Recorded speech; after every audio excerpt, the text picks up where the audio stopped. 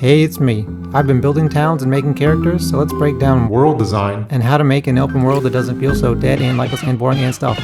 One of the first areas the player will explore is a small port island, so I'll start with a list of any buildings or points of interest I need and then make a rough sketch before starting the level in my game. I'll first build a bridge, but it's going to need a lot of new artwork. Nice bridge. For the rest of the island, I plop down the road and start placing buildings. After that, I just keep adding details until no spot looks boring or empty. Cool. This is for Critter Crosser, my monster game where you can combine any two monsters for almost infinite combinations. And you can go wishlist it on Steam right now. So there are some obvious things I can do to make this world feel more alive. Activities like fishing or minigames or whatever, but I want to focus on lively characters. NPCs that just stand still or wander around a tiny area forever and do nothing are pretty common in RPGs, but also pretty lifeless. Some of the best inspiration I've seen for a lively world is from Richard Scarry's Busy Town books. Every character is doing something, the world just looks so busy. It's probably not plausible for me to make a world this active, but I can start by giving my NPCs a daily schedule. So they'll wake up, go to work, eat food, and have a busy day all by themselves. But daily schedules are much easier said than done. Let me explain. You ever hear that weird question? If a tree falls in a forest and no one is around to hear it, does it make a sound? In video games, the answer is a definite no. In fact, if there is no player around, there won't be a sound, or a falling tree, or even a forest. Why waste time rendering stuff the player won't see?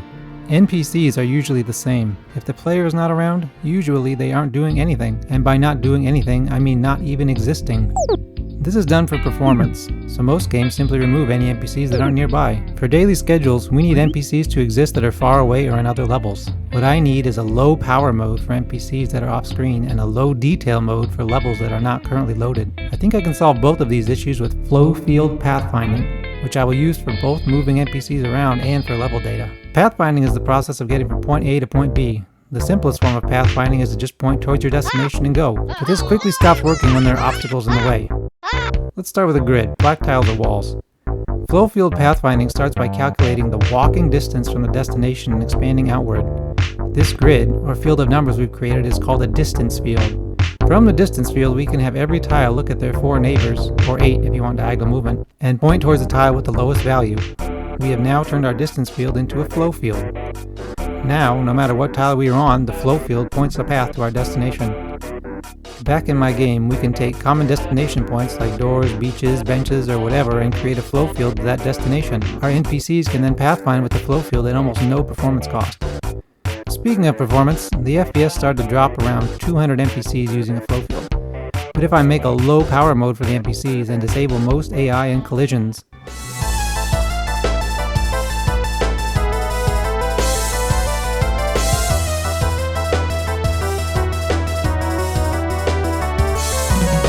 like around 4,000 is the limit, but that's way more than I need. These flow fields only use 1 byte per tile, so I can easily keep them in memory for levels that aren't loaded.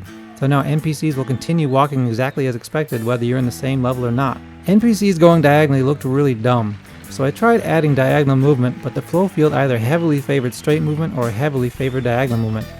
After some troubleshooting, I was able to fix this by adding some weights to the diagonal movement. When NPCs leave a level, they fade out and then fade back in on the other side. Transparency in 3D is actually a bit of a hassle. Most 3D games will render the screen and then do a second separate render just for the transparent materials. Since my game uses a fixed camera angle, I just recently realized I can just do a single render back to front and transparency will work perfectly. Okay, if we do some pathfinding to this front door, it works as expected, but it could be improved. NPCs currently have no preference where they walk, they only consider what the shortest route is. This is the shortest route, and therefore the best. They don't care where they walk, but I can fix that by adding tile costs to the flow field. Tile costs are how long the flow field thinks it takes to walk over a given tile. So let's say we give roads a tile cost of 100 and sidewalks a cost of 1. The flow field will consider walking over 99 sidewalk tiles as faster than walking over a single road tile. This will make NPCs heavily favor sidewalks over roads and will make pathfinding look much more natural. It's also super easy to change if I need to.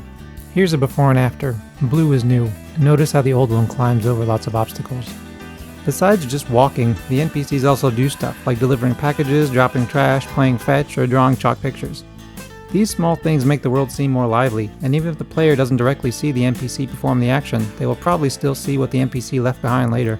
Okay, there are some things that developers, like me, think are super cool, but most players will be like, This next thing might be one of them, but I'm going to talk about it anyway. So with the NPCs walking from one level to the next, placing waypoints for them was getting to be really troublesome. I'd place a few waypoints, switch levels, place a few more, and do it again and again. The NPC was then saved as a compressed data file which looked like this. Yeah, not at all readable. So I asked myself what would be the easiest way to place NPCs in their schedules, and the solution I came up with is a simple text file. So I can write all the details into this text file for my game, or I can just do it manually if I want to. It's super easy to understand, and it should make modding in NPCs really easy too. I think that's pretty neat. Let's pause for some pixel art portraits.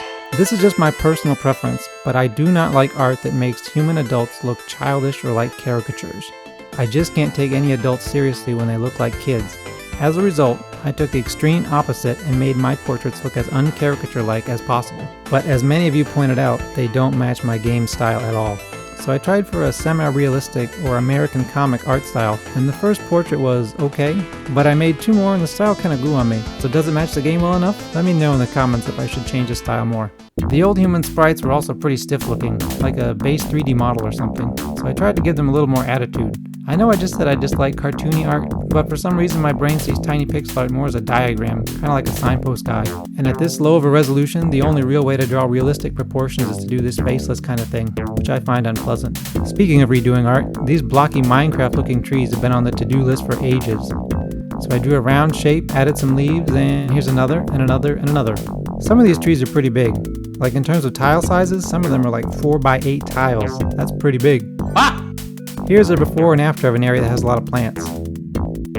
Cool. I drew a lot of new interiors too, like this hotel room and this hospital room too. Drawing new objects is fun. It's like you have a new toy to play with. Like, how did I ever get anything done without vending machines? We definitely need one here, and here, and here, and here, and here. Stairs are weird from an artistic perspective. Drawing stairs that go down is easy. You just draw a hole and add stairs. But when you want stairs to go up, it's kind of like, there's some stairs that go to nowhere, since the second floor would cover what's below. I hope this fade out effect I'm doing is clear. Let's talk the Steam wishlist count. There are several milestones with the minimum number being 7,000.